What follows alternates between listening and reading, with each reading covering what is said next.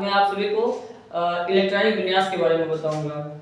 Electronic विन्यास क्या होता है, इसको इंग्लिश में हम बोलते हैं इलेक्ट्रॉनिक कॉन्फ़िगरेशन।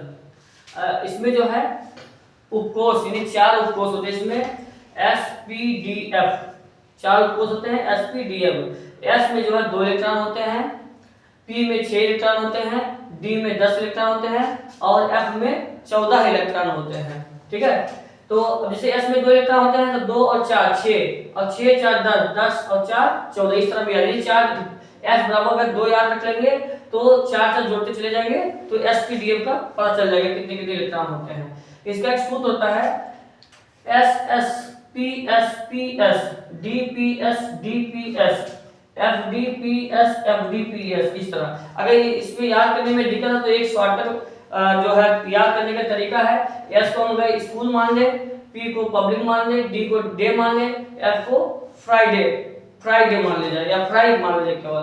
तो S से school school public school day public school Friday public school Friday public school. इस तरह जो है हम इस फार्मूले को बहुत आसान तरीके से याद कर सकते हैं। स्कूल स्कूल यानी दो बार हमें पढ़ना, जो भी बोलना है दो बार। स्कूल स्कूल हो गया, पब्लिक स्कूल, फिर day public school Friday public school और उसके बाद हम 1 2 3 4 इस तरह गिनती हम करेंगे। इसकी सहायता से हम 118 तत्वों के इलेक्ट्रॉनिक विन्यास कर सकते हैं। कैसे हो सकता है, इसको और थोड़ा भी और बनाना पड़ेगा फार्मूले को। जैसे यहाँ पे 1 लिखा है तो ये 1 यानी पहला S है तो ये दूसरा S होगा, ये 2 P ऑलरेडी है।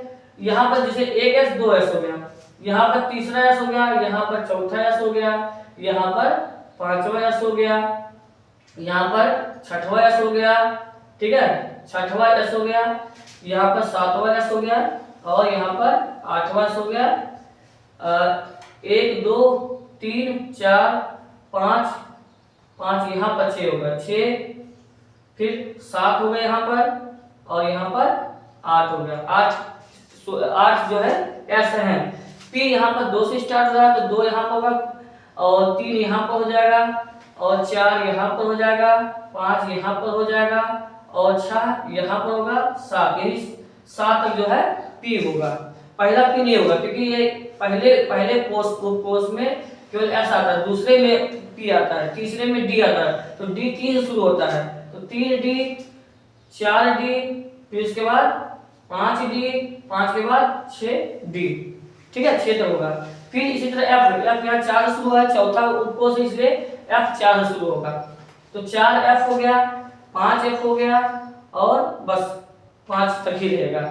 इसी तरह अब हम जो है सभी इसको अगर हम गिनेंगे तो 118 जो है तत्वों गिनी इसको गिनती। जैसे यहाँ पर S 2 इलेक्ट्रॉन होते हैं, 2 2 2 4 4 6 4 10 10 4 2 12 12 6 18 और 2 20। इसी तरह हम गिनेंगे तो 118 तक तो आ जाएंगे।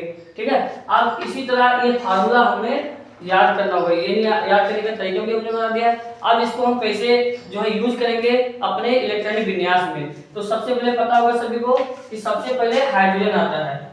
हाइड्रोजन यानी जो एलिमेंट्स नेम होता है, तत्वों के नाम होता है, सबसे पहले हाइड्रोजन आता है। तो हाइड्रोजन पहले नंबर पर है। ठीक है, तो इसमें एक इलेक्ट्रॉन भी होता है, एक प्रोटॉन भी होता है और इसका परमाणु क्रमांक भी एक ही होता है। अब इसको हम इसका अगर इलेक्ट्रॉनिक विन्यास हमें निकालना है तो सबसे पहले 1s यानी 1s।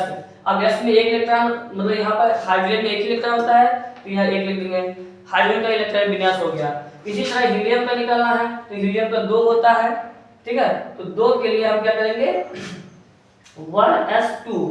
ठीक है, ये हीलियम का हो गया। इसी तरह अगर लिथियम का निकालना है, लिथियम तीसरे नंबर पर है तो इसका इलेक्ट्रॉनिक विन्यास क्या होगा 1s2। अब देखिए ये भी ध्यान रखना है कि s पर 2 से ज्यादा इलेक्ट्रॉन नहीं हो सकते हैं, तो इसलिए जो है अब s का काम हो गया, अब इसका काम आएगा तो यहाँ पर हो जाएगा 2s1 हो जाएगा, 2 3 इलेक्ट्रॉन हो गया।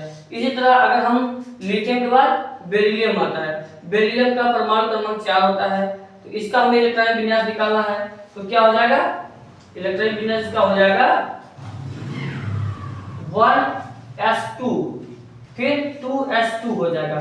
इसका भी जो है इलेक्ट्रॉनिक विन्यास हो गया। इस तरह बोरान का अगर निकालना है तो बोरान 5वें नंबर पर आता है तो इसका इलेक्ट्रॉनिक विन्यास कैसे निकालेंगे 1s2 2s2, फिर 2 2 4 हो गया, एक इलेक्ट्रॉन बचा है तो यहाँ पर अब s हो गया। अब p की बारी, तो p यहाँ पर 2p लिख देंगे, 2p यहाँ कॉमन ले लेगा, 2p1, 2 2 2 4 1 5, यानी 5 इलेक्ट्रॉन होते हैं, 5 इलेक्ट्रॉन में दिखा देंगे इलेक्ट्रॉन विन्यास। छठवें नंबर पे आता है कार्बन। कार्बन का कैसे हम निकालेंगे, 1s2 2s2 फिर 2p 2 केवल होगा, ठीक है। इसी तरह अगर हमें निकालना हो नाइट्रोजन का, नाइट्रोजन 7वें नंबर पर है, तो नाइट्रोजन का 7वें नंबर 7 इलेक्ट्रॉन 7 प्रोटॉन और 7 परमाणु क्रमांक, तो इसका हो जाएगा 1s2 2s2 2p, अब क्या बचेगा 2 2 4 बचा 3 हो जाएगा। ऑक्सीजन का अगर निकालना है तो ऑक्सीजन का होगा 1s2 2s2 2p 4 हो जाएगा, 2p क्या हो जाएगा 4 हो जाएगा। फिर इसी तरह ऑक्सीजन हो गया। फ्लोरीन, फ्लोरीन 9वें नंबर पर आता है, तो इसका हो जाएगा 1s2 2s2 2p 5 हो जाएगा। और फ्लोरीन के बाद आता है नियॉन, नियॉन का क्या होता है 10 नंबर पर है, तो ये 10 इलेक्ट्रॉन 10 प्रोटॉन और 10 परमाणु क्रमांक होगा, तो 1s2 हो जाएगा 2s2 हो जाएगा 2p6 हो जाएगा, ठीक है। ये इलेक्ट्रॉन विन्यास। तो अगर इलेक्ट्रॉनिक विन्यास में कोई कंफ्यूजन है तो कमेंट करें, शेयर करें, और अगर कोई दिक्कत है तो फिर से कोई एक शॉर्ट वीडियो बनाया जाएगा जिससे फिर से समझ में आएगा।